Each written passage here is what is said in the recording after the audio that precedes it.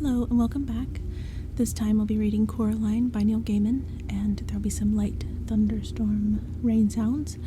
This book and movie, much like Twilight, to me feel very appropriate for rainy autumnal weather, so let's get into it. Coraline discovered the door a little while after they moved into the house. It was a very old house. It had an attic under the roof and a cellar under the ground, and an overgrown garden with huge old trees in it. Coraline's family didn't own all of the house. It was too big for that. Instead, they owned part of it. There were other people who lived in the old house. Miss Spink and Miss Forcible lived in the flat below Coraline's, on the ground floor. They were both old and round, and they lived in their flat with a number of aging Highland terriers who had names like Hamish and Andrew and Jock. Once upon a time, Miss Spink and Miss Forcible had been actresses, as Miss Spink told Coraline the first time she met her. "You see, Caroline," Miss Spink said, getting Coraline's name wrong, "both myself and Miss Forcible were famous actresses in our time. We trod the boards, lovey. Oh, don't let Hamish eat the fruitcake or he'll be up all night with his tummy." "It's Coraline, not Caroline. Coraline," said Coraline. In the flat above Coraline's, under the roof, was a crazy old man with a big mustache. He told Coraline that he was training a mouse circus. He wouldn't let anyone see it. "One day, little Caroline, when they are all ready, everyone in the whole world will see the wonders of my mouse circus. You ask me why you cannot see it now? Is that what you asked me?" "No," said Coraline quietly. "I asked you not to call me Caroline. It's Coraline." "The reason you cannot see the mouse circus," said the man upstairs, "is that the mice are not yet ready and rehearsed.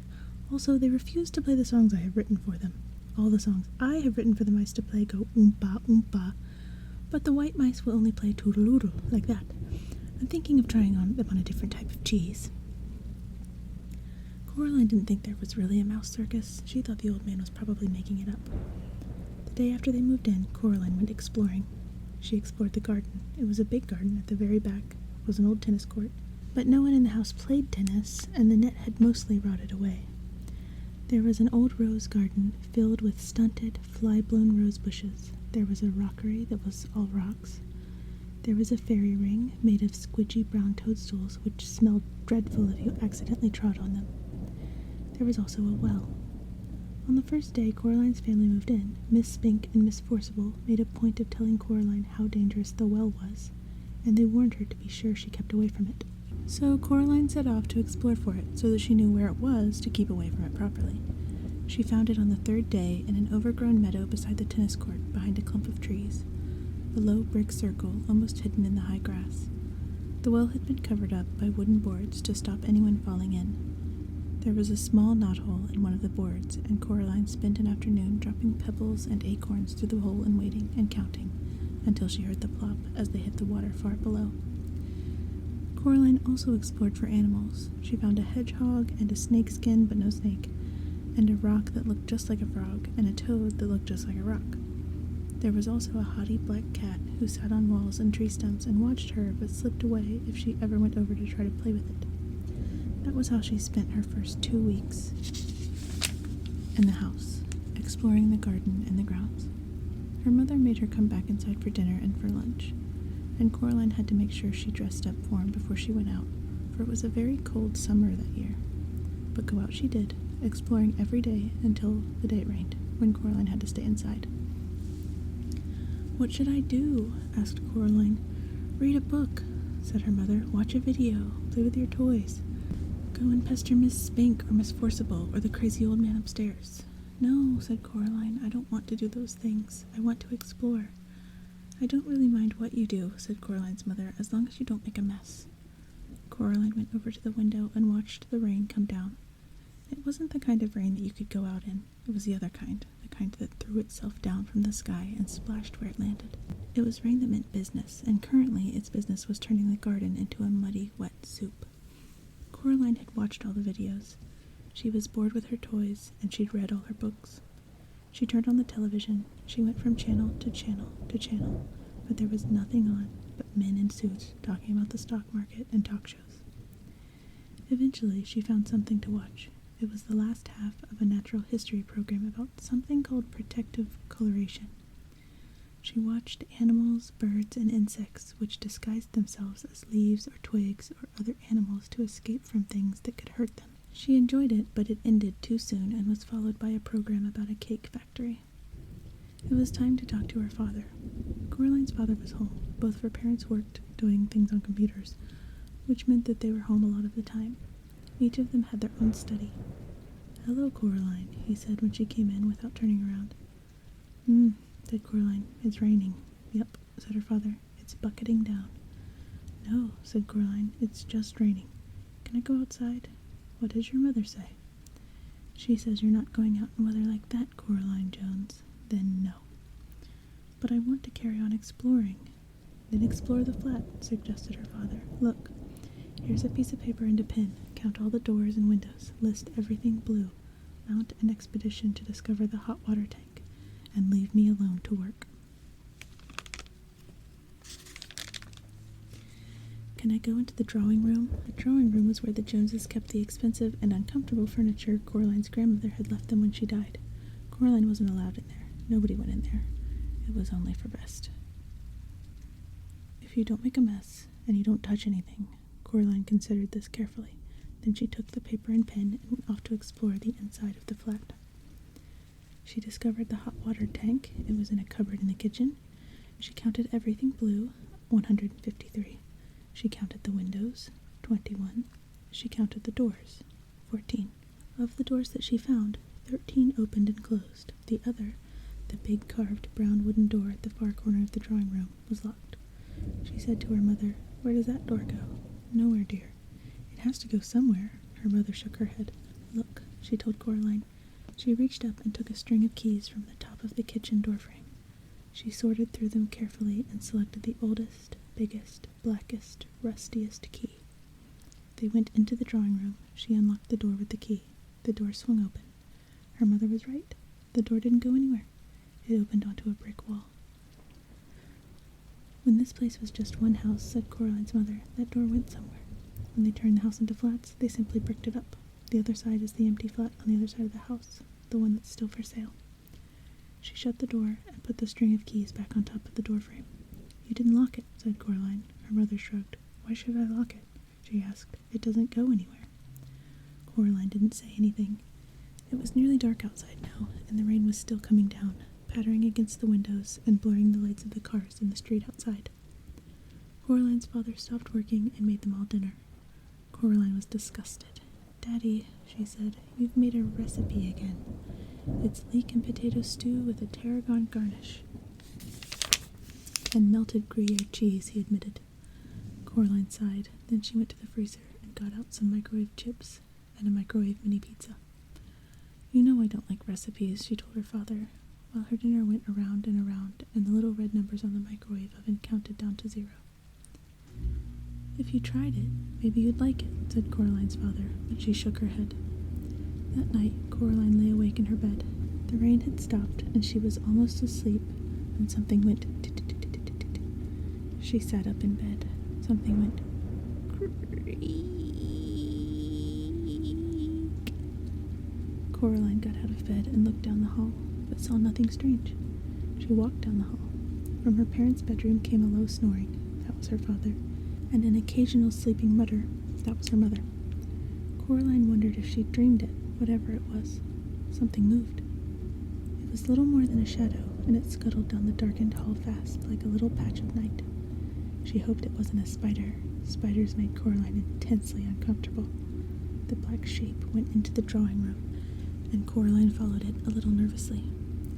The room was dark. The only light came from the hall, and Coraline, who was standing in the doorway, cast a huge and distorted shadow onto the drawing room carpet. She looked like a thin, giant woman. Coraline was just wondering whether or not she ought to turn on the lights when she saw the black shape edge slowly out from beneath the sofa. It paused and then dashed silently across the carpet toward the farthest corner of the room. There was no furniture in that corner of the room. Coraline turned on the light. There was nothing in the corner, nothing but the old door that opened onto the brick wall. She was sure that her mother had shut the door, but now it was ever so slightly open, just a crack. Coraline went over to it and looked in. There was nothing there, just a wall built of red bricks. Coraline closed the old wooden door, turned out the light, and went back to bed. She dreamed of black shapes that slid from place to place, avoiding the light until they were all gathered together under the moon. Little black shapes with little red eyes and sharp yellow teeth. They started to sing. We are small, but we are many. We are many, we are small. We were here before you rose. We will be here when you fall. Their voices were high and whispering and slightly whiny. They made Coraline feel uncomfortable. Then Coraline dreamed a few commercials, and after that she dreamed nothing at all. The next day it had stopped raining, but a thick white fog had lowered over the house. I'm going for a walk, said Coraline. Don't go too far, said her mother, and dress up warmly. Coraline put on her blue coat with a hood, her red scarf, and her yellow Wellington boots. She went out. Miss Spink was walking her dogs. Hello, Caroline, said Miss Spink. Rotten weather. Yes, said Coraline. I played Portia once, said Miss Spink. Miss Forcible talks about her Ophelia, but it was my Portia they came to see when we trod the board. Miss Spink was bundled up in pullovers and cardigans, so she seemed more small and circular than ever. She looked like a large, fluffy egg. She wore thick glasses that made her eyes seem huge. They used to send flowers to my dressing room, they did, she said. Who did? Asked Coraline. Miss Spink looked around cautiously, looking over first one shoulder, then over the other, peering into the mists as though someone might be listening. Men, she whispered. Then she tugged the dogs to heel and waddled off back toward the house. Coraline continued her walk. She was 3/4 of the way around the house when she saw Miss Forcible standing at the door to the flat she shared with Miss Spink. Have you seen Miss Spink, Caroline? Coraline told her that she had, and that Miss Spink was out walking the dogs. I do hope she doesn't get lost. It'll bring on her shingles if she does, you'll see, said Miss Forcible. You'd have to be an explorer to find your way around in this fog. I'm an explorer, said Coraline. Of course you are, lovey, said Miss Forcible. Don't get lost now. Coraline continued walking through the gardens in the grey mist. She always kept in sight of the house. After about 10 minutes of walking, she found herself back where she had started. The hair over her eyes was limp and wet, and her face felt damp.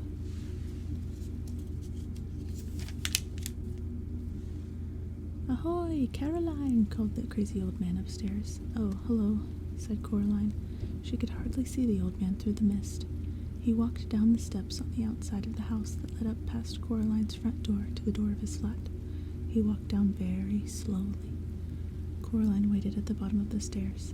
The mice do not like the mist, he told her. It makes their whiskers droop. I don't like the mist very much either, admitted Coraline. The old man leaned down so close that the bottom of his mustache tickled Coraline's ear. The mice have a message for you, he whispered.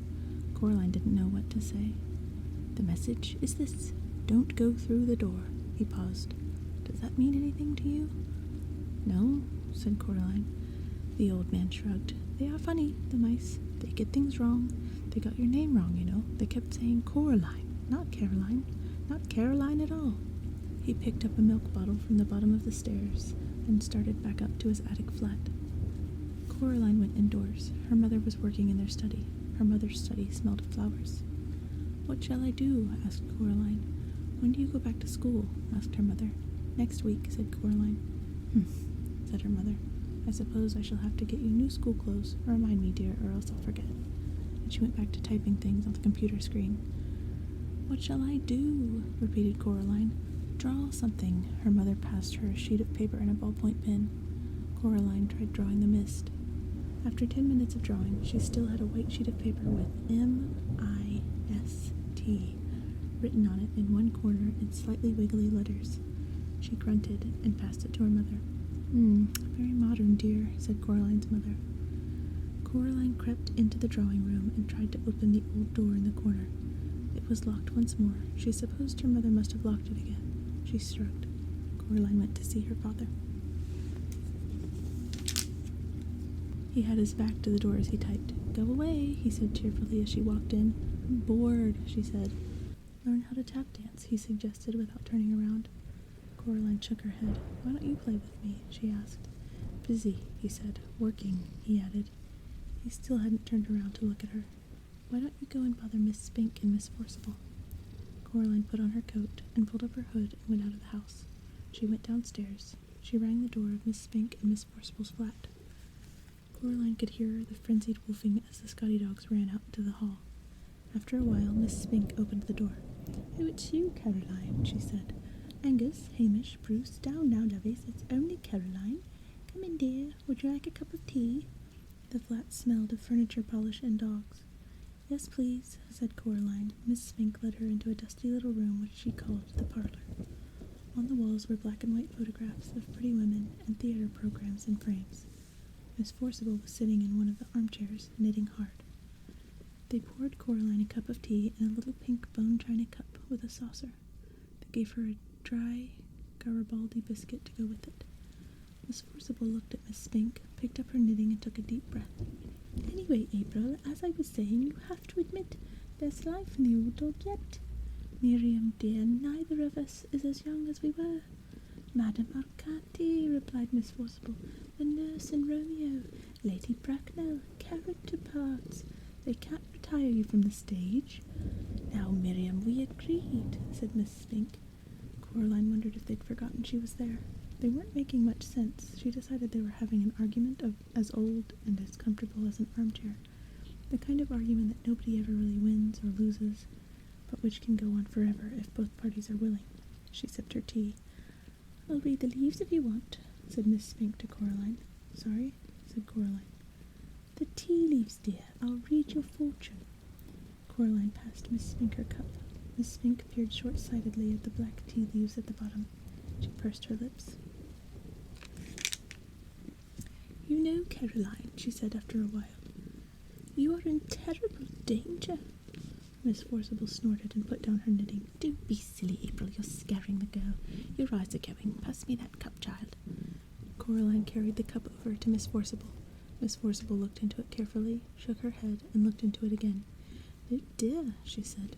"You were right, April. She is in danger. See, Miriam," said Miss Spink triumphantly. "My eyes are as good as they ever were." "What am I in danger from?" asked Coraline.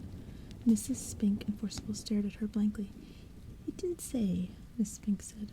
"Tea leaves aren't reliable for that kind of thing, not really. They're good for general, but not for specifics." "What should I do, then?" asked Coraline, who was slightly alarmed by this. "Don't wear green in your dressing room," suggested Miss Spink. "Or mention the Scottish play," added Miss Forcible. Coraline wondered why so few of the adults she had met made any sense, and she sometimes worried who they thought they were talking to. "And be very, very careful," said Miss Spink. She got up from the armchair and went over to the fireplace. On the mantelpiece was a small jar, and Miss Spink took off the top of the jar and began to pull things out of it. There was a tiny china duck, a thimble, a strange little brass coin, 2 paper clips, and a stone with a hole in it. She passed Coraline the stone with a hole in it. "What's it for?" asked Coraline. The hole went all the way through the middle of the stone. She held it up to the window and looked through it. "It might help," said Miss Spink. "They're good for bad things sometimes." Coraline put on her coat, said goodbye to Mrs. Spink and Forcible and to the dogs, and went outside. The mist hung like blindness around the house. She walked slowly to the stairs up to her family's flat, and then stopped and looked around. In the mist, it was a ghost world. In danger? Thought Coraline to herself. It sounded exciting. It didn't sound like a bad thing. Not really. Coraline went back upstairs, her fist closed tightly around her new stone. The next day, the sun shone, and Coraline's mother took her into the nearest large town to buy clothes for school. They dropped her father off at the railway station. He was going into London for a day to see some people. Coraline waved him goodbye. They went to the department store to buy the school clothes. Coraline saw some day-glow green gloves she liked a lot. Her mother refused to buy them for her, preferring instead to buy white socks, navy blue school underpants, 4 gray blouses, and a dark gray skirt. "But, Mom, everybody at school's got gray blouses and everything. Nobody's got green gloves. I could be the only one." Her mother ignored her. She was talking to the shop assistant. They were talking about which kind of sweater to get for Coraline, and were agreeing that the best thing to do would be to get one that was embarrassingly large and baggy in hopes that one day she might grow into it. Coraline wandered off and looked at the display of Wellington boots shaped like frogs and ducks and rabbits. Then she wandered back. Coraline, oh, there you are. Where on earth were you? I was kidnapped by aliens, said Coraline. They came down from outer space with ray guns, but I fooled them by wearing a wig and laughing in a foreign accent, and I escaped. Yes, dear. Now, I think you could do with some more hair clips, don't you? No. Well, let's say half a dozen, to be on the safe side, said her mother. Coraline didn't say anything. In the car on the way back home, Coraline said, What's in the empty flat? I don't know. Nothing, I expect. It probably looks like our flat before we moved in. Empty rooms. Do you think you could get into it from our flat? Not unless you can walk through bricks, dear. Oh. They got home around lunchtime. The sun was shining, although the day was cold. Coraline's mother looked in the fridge and found a sad little tomato and a piece of cheese with green stuff growing on it. There was only a crust in the bread bin. I'd better dash down to the shops and get some fish fingers or something, said her mother. Do you want to come? No, said Coraline. Suit yourself, said her mother, and left. Then she came back and got her purse and car keys and went out again. Coraline was bored. She flipped through a book her mother was reading about native people in a distant country, how every day they would take pieces of white silk and draw on them in wax, then dip the silks in dye, then draw on them more in wax and dye them some more, then boil the wax out in hot water, and then finally throw the now beautiful cloths on a fire and burn them to ashes. It seemed particularly pointless to Coraline, but she hoped that the people enjoyed it. She was still bored, and her mother wasn't yet home. Coraline got a chair and pushed it over to the kitchen door. She climbed onto the chair and reached up. She got down, then got a broom from the broom cupboard. She climbed back onto the chair again and reached up with the broom. Dink! She climbed down from the chair and picked up the keys. She smiled triumphantly. Then she leaned the broom against the wall and went into the drawing room. The family did not use the drawing room. They had inherited the furniture from Coraline's grandmother, along with a wooden coffee table, a side table, a heavy glass ashtray, and the oil painting of a bowl of fruit. Coraline could never work out why anyone would want to paint a bowl of fruit. Other than that, the room was empty. There were no knickknacks on the mantelpiece, no statues or clocks, nothing that made it feel comfortable or lived in. The old black key felt colder than any of the others. She pushed it into the keyhole. It turned smoothly with a satisfying clunk. Coraline stopped and listened.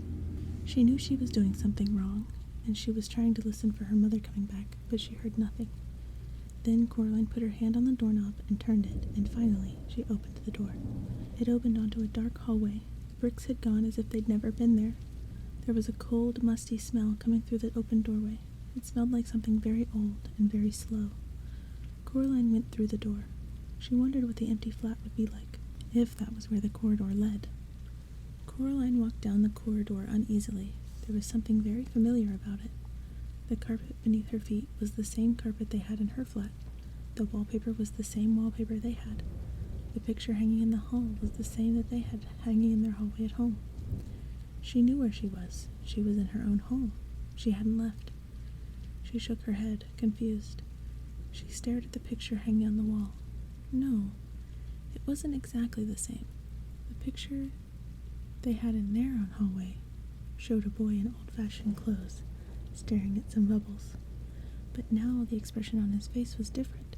He was looking at the bubbles as if he were planning to do something very nasty indeed to them, and there was something peculiar about his eyes. Coraline stared at his eyes, trying to figure out what exactly was different. She almost had it when somebody said, "Coraline?" It sounded like her mother. Coraline went into the kitchen, where the voice had come from. A woman stood in the kitchen with her back to Coraline. She looked a little like Coraline's mother, only her skin was white as paper. Only she was taller and thinner. Only her fingers were too long, and they never stopped moving, and her dark red fingernails were curved and sharp. "Coraline," the woman said, "is that you?" And then she turned around. Her eyes were big black buttons. "Lunchtime, Coraline," said the woman. "Who are you?" asked Coraline. "I'm your other mother," said the woman. "Go and tell your other father that lunch is ready." She opened the door to the oven. Suddenly Coraline realized how hungry she was. It smelled wonderful. "Well, go on." Coraline went down the hall to where her father's study was. She opened the door, and there was a man in there, sitting at the keyboard with his back to her. "Hello," said Coraline. I mean, she said to say that lunch is ready." The man turned around. His eyes were buttons, big and black and shiny. "Hello, Coraline," he said. "I'm starving." He got up and went with her into the kitchen. They sat at the kitchen table, and Coraline's other mother brought them lunch. A huge golden-brown roasted chicken, fried potatoes, tiny green peas. Coraline shoveled the food into her mouth. It tasted wonderful. "We've been waiting for you for a long time," said Coraline's other father. "For me?" "Yes," said the other mother. "It wasn't the same here without you, but we knew you'd arrive one day, and then we could be a proper family. Would you like some more chicken?" It was the best chicken that Coraline had ever eaten. Her mother sometimes made chicken, but it was always out of packets or frozen and was very dry, and it never tasted of anything. When Coraline's father cooked chicken, he bought real chicken, but he did strange things to it, like stewing it in wine or stuffing it with prunes or baking it in pastry, and Coraline always would refuse to touch it on principle. She took some more chicken. "I didn't know I had another mother," said Coraline cautiously. "Of course you do. Everyone does," said the other mother, her black button eyes gleaming. "After lunch, I thought you might like to play in your room with the rats." "The rats?" "From upstairs." Coraline had never seen a rat except on television. She was quite looking forward to it. This was turning out to be a very interesting day after all. After lunch, her other parents did the washing up, and Coraline went down the hall to her other bedroom. It was different from her bedroom at home. For a start, it was painted in an off-putting shade of green and a peculiar shade of pink. Coraline decided that she wouldn't want to have to sleep in there, but that the color scheme was an awful lot more interesting than her own bedroom. There were all sorts of remarkable things in there she'd never seen before. Wind-up angels that fluttered around the bedroom like startled sparrows, books with pictures that writhed and crawled and shimmered, little dinosaur skulls that chattered their teeth as she passed, a whole toy box filled with wonderful toys. "This is more like it," thought Coraline. She looked out of the window. Outside, the view was the same one she saw from her own bedroom. Trees, fields, and beyond them on the horizon, distant purple hills. Something black scurried across the floor and vanished under the bed. Coraline got down on her knees and looked under the bed. 50 little red eyes stared back at her. "Hello," said Coraline. "Are you the rats?" They came out from under the bed, blinking their eyes in the light. They had short, soot-black fur, little red eyes, pink paws like tiny hands, and pink hairless tails like long, smooth worms. "Can you talk?" she asked. The largest, blackest of the rats shook its head. It had an unpleasant sort of smile, Coraline thought. "Well," asked Coraline, "what do you do?"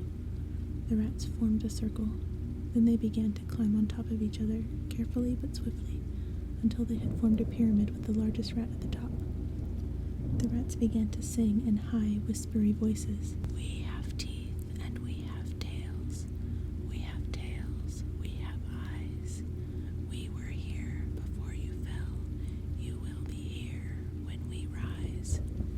It wasn't a pretty song. Coraline was sure she'd heard it before, or something else like it, although she wasn't able to remember exactly where. Then the pyramid fell apart, and the rats scampered fast and black toward the door. The other crazy old man upstairs was standing in the doorway, holding a tall black hat in his hands. The rats scampered up him, burrowing into his pockets and into his shirt, up his trouser legs, down his neck. The largest rat climbed onto the man's shoulders, swung up on the long gray mustache, past the big black button eyes, and onto the top of the man's head. In seconds, the only evidence that the rats were there at all were all the restless lumps under the man's clothes, forever sliding from place to place across him. There was still the largest rat, who stared down, glittering red eyes, at Coraline from the man's head. The old man put his hat on, and the last rat was gone. "Hello, Coraline," said the other old man upstairs. "I heard you were here. It is time for the rats to have their dinner, but you can come up with me, if you like, and watch them feed." There was something hungry in the old man's button eyes that made Coraline feel uncomfortable. "No, thank you," she said. "I'm going outside to explore." The old man nodded, very slowly. Coraline could hear the rats whispering to each other, although she could not hear what they were saying. She was not certain that she wanted to know what they were saying. Her other parents stood in the kitchen doorway as she walked down the corridor. smiling identical smiles and waving slowly. "Have a nice time outside," said her other mother. "We'll just wait here for you to come back," said her other father. When Coraline got to the front door, she turned back and looked at them. They were still watching her and waving and smiling.